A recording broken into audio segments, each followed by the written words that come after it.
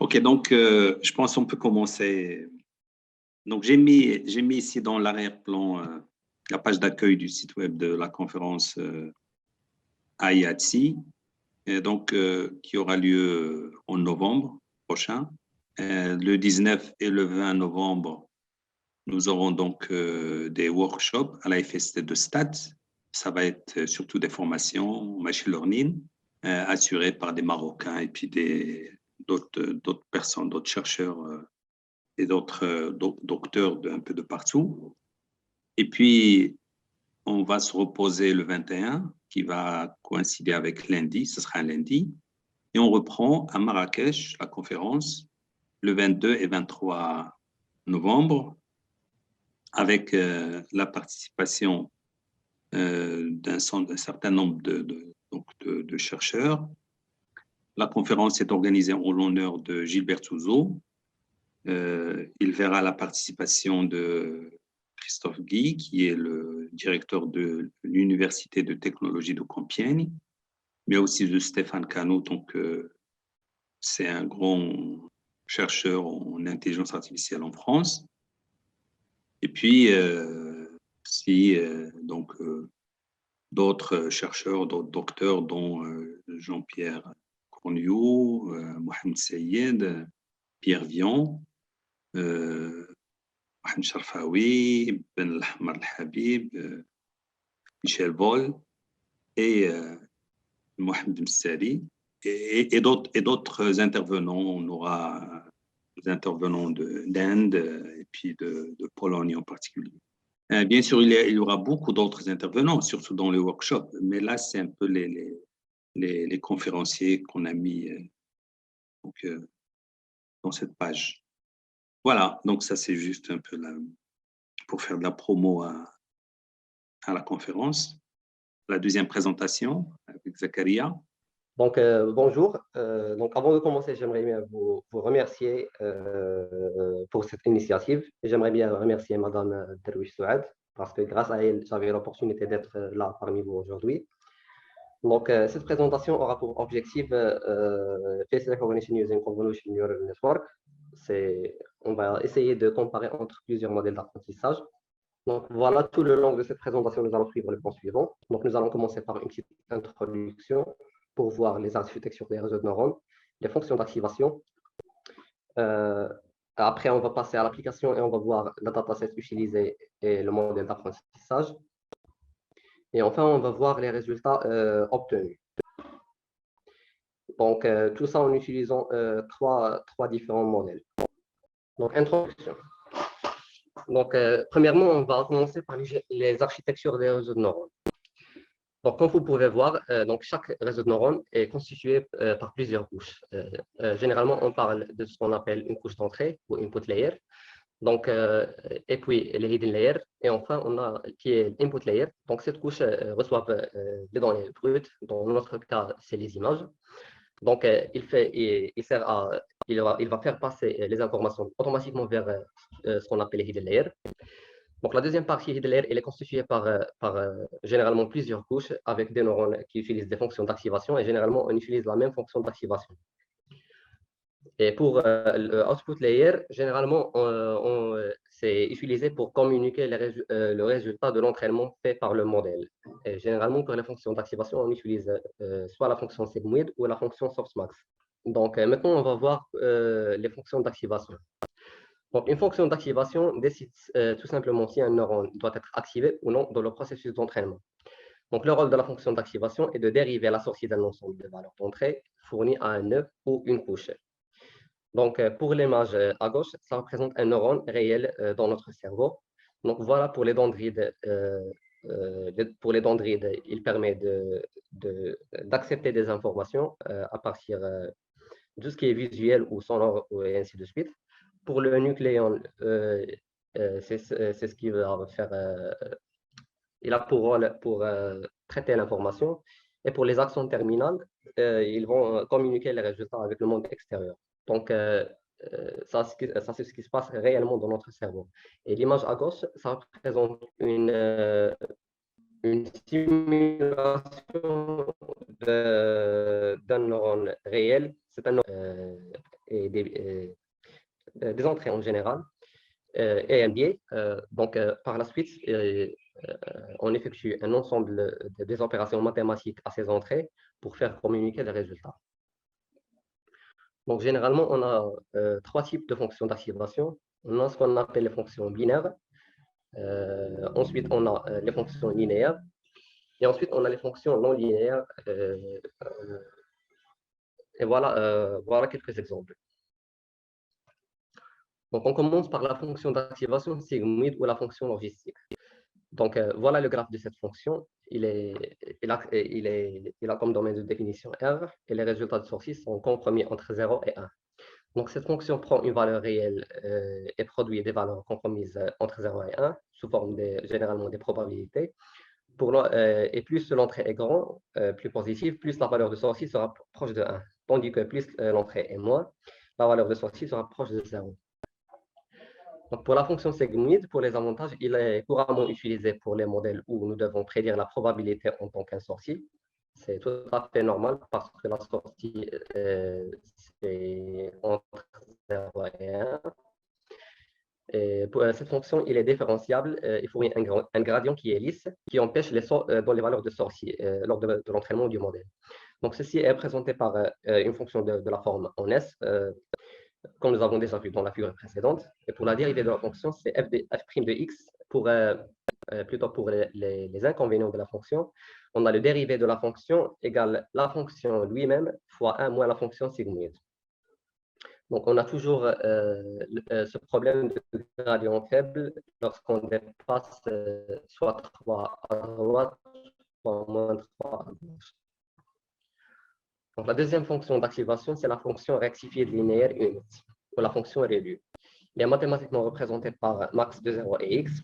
Donc, il accepte des valeurs sur R, mais pour la sortie, c'est soit 0, soit la valeur de y qui permet la rétropropagation tout en rendant efficace sur le plan informatique. Donc, le principal problème ici, c'est que la fonction ReLU n'active pas tous les neurones en même temps. Donc, comme vous le saviez bien, si le dérivé était un résultat négatif, donc ça sera automatiquement 0 et le neurone qui a ce résultat sera automatiquement mort. Donc, les neurones ne seront désactivés que si la sortie de la transformation linéaire est inférieure à 0. Donc, voilà le graphe de la fonction f' de x égale à g de x égale à 1 si x supérieur à 0 et égal à 0 si x inférieur à 0. Donc, le problème majeur de cette fonction, c'est la présence de plusieurs neurones morts.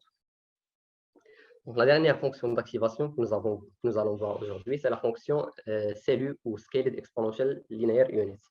C'est une fonction qui est récente, c'est une fonction non linéaire avec des valeurs alpha et lambda prédéfinies, avec alpha égale 1,6733 et lambda à peu près 1,0507.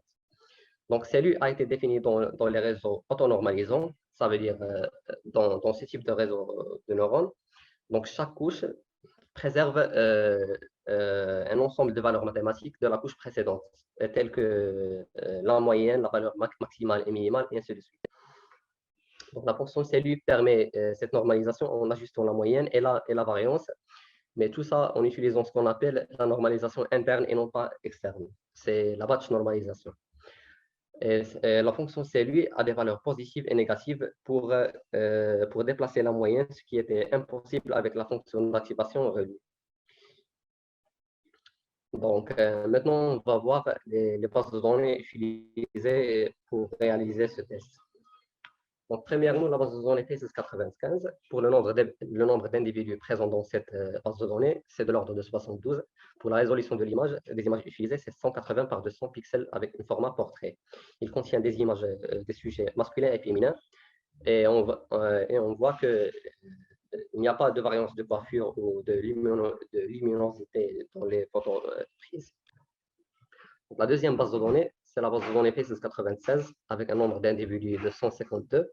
Les images de résolution 186 x 186 avec une forme d'un carré. Il contient des images des sujets féminins et masculins. Et si on arrive à voir, on peut regarder qu'il y a une il y a une arrière-plan qui est lumineux pour introduire du bruit dans les images. Donc voilà, maintenant on va voir les modèles d'apprentissage. Donc le premier modèle d'apprentissage, il est constitué d'une première couche de convolution avec 32 filtres, avec taille 3x3, et la fonction d'activation, c'est linéaire. Ensuite, on trouve une max de max pooling. Ensuite, on trouve une normalisation interne. Et ensuite, il y a une couche d'aplatissement et une couche dense avec un nombre d'unités égal 64. Et la fonction d'activation, c'est toujours linéaire. Ensuite, il y a une couche de batch normalisation et une couche dense avec le nombre d'unités égal au nombre de classes. C'est 72, je pense. La deuxième fonction, le deuxième modèle, on garde le même modèle, mais on remplace la fonction linéaire avec la fonction ReLU. Et pour le troisième modèle, c'est la même chose, on remplace juste la fonction d'activation avec la fonction CLU. Donc voilà, avant de passer au résultat, j'aimerais bien vous présenter l'environnement de travail. Donc on a travaillé sur Kaggle, qui nous donne la possibilité de travailler avec 3 environnements de travail distincts. Donc, si on utilise le CPU only, on a 12 heures d'exécution, 20 Go d'espace disque et 4 cœurs de CPU avec 16 gigaoctets de mémoire. Et pour le quota, c'est illimité. Le deuxième environnement, c'est 12 heures d'exécution, 20 heures d'espace disque. Il y a seulement 2 cœurs de CPU. Il y a 13 gigaoctets de RAM. Et pour la carte graphique, il a 16 gigaoctets de VRAM. Et pour le quota, c'est 32 heures par semaine. Le troisième type, c'est le type TPU. C'est ce qui est célèbre maintenant. Kaggle nous propose 12 heures d'exécution avec 20 heures ou 20 gigaoctets d'espace disque. Il y a 4 cœurs de CPU, 16 gigaoctets de RAM et 20 heures par semaine. Donc maintenant, on va voir les résultats obtenus. Mais tous ces résultats ont obtenu dans les mêmes conditions. Pour le splitting de base de données, c'est 50% pour l'entraînement et 50% pour le test. Pour le batch size ou le load de données, c'est de 10. Et pour learning rate, c'est 10 à la puissance moins 3. Donc voilà, pour la base de données TSS95 avec le modèle linéaire, on a abouti à un temps moyen d'entraînement de 96,41%. Et pour test accuracy, c'est 89,5%. Pour le modèle ReLU, avec toujours la base de données TSS95, pour le temps moyen d'entraînement, c'est 96,8. Et pour le test accuracy, c'est 91,31. Et pour le modèle CLU, pour le temps moyen d'entraînement, c'est 96,41. Et pour le test accuracy, c'est 89,5. Donc voilà, si vous arrivez à comparer, pour le temps moyen d'entraînement, on voit bien que le modèle qui est plus élevé, c'est le modèle avec la fonction d'activation ReLU. Et aussi pour le test accuracy, c'est toujours la fonction ReLU. Donc on passe maintenant au dataset TSS96.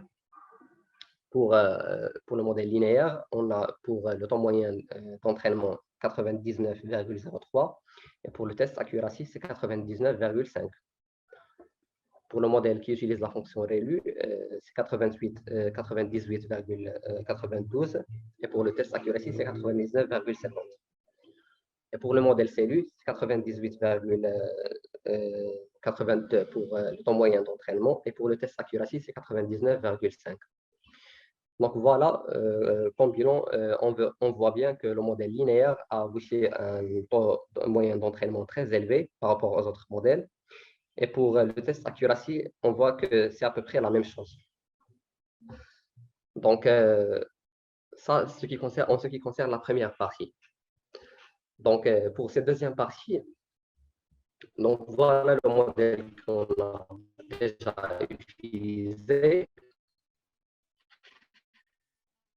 Donc, notre nouvelle proposition, c'est au lieu d'utiliser l'image directement comme entrée de modèle CNN, donc maintenant, on va utiliser un descripteur mathématique qui va faire l'extraction des caractéristiques pertinentes de l'image. Et ensuite, on va essayer d'encore, et on va voir les résultats. Donc, pour cette manipulation, on est toujours dans le début.